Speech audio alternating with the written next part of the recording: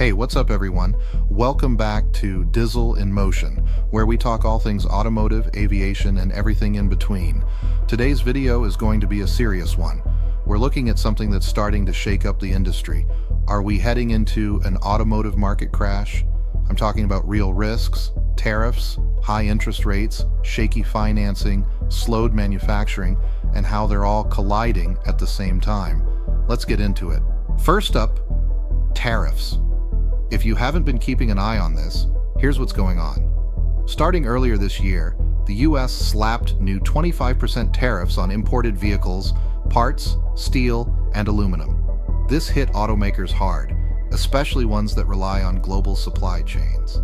Companies like Ford and Toyota, they warned this could increase prices for American buyers by $5,000 to $10,000 per vehicle. And guess what?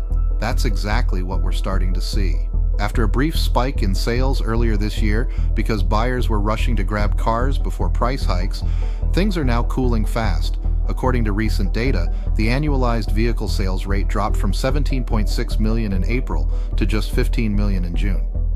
That's a massive hit in a short time. Industry analysts are already calling this the start of a demand contraction, meaning people just aren't buying like they were before. Bottom line?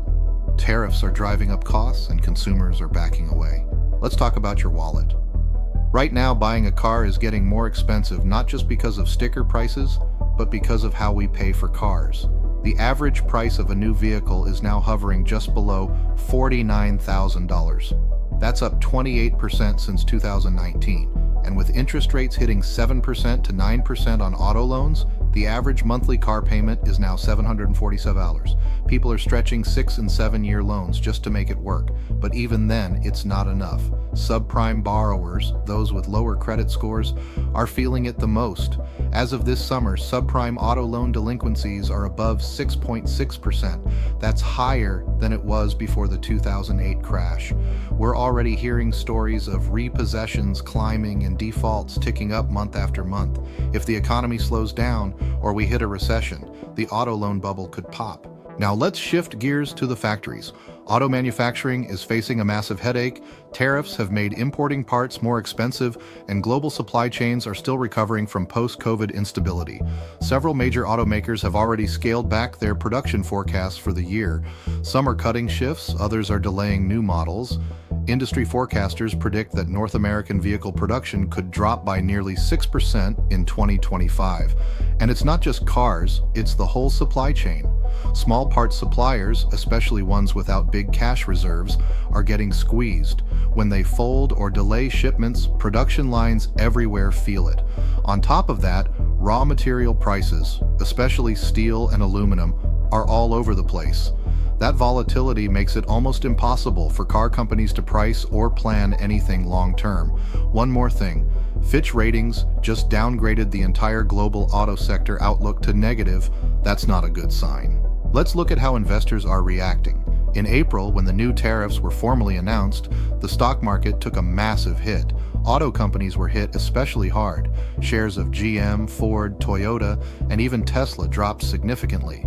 Since then, they haven't really bounced back. Investors are treating the automotive sector like a risk zone. Add in shaky consumer demand, high default risks, and reduced manufacturing. The writing's on the wall. Even EV startups and Chinese automakers, who were once considered disruptors, are now slowing expansion plans. Some are bracing for layoffs and cost cutting. It's not just a correction, it looks like the start of a long-term contraction. So, what's next? Over the next 6 to 12 months, here's what I think we should all be watching closely. Will the US roll back or expand the tariffs even more? Will interest rates keep climbing or finally cool off? Will we see more automakers announce layoffs or plant shutdowns? And most importantly, will the rise in auto loan defaults trigger a broader collapse in used car values? If even two of these things happen, the market could crash fast. So, is an automotive crash coming?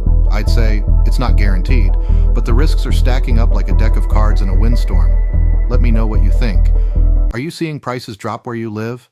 Have you had trouble getting approved for a loan? Are dealerships offering weird incentives?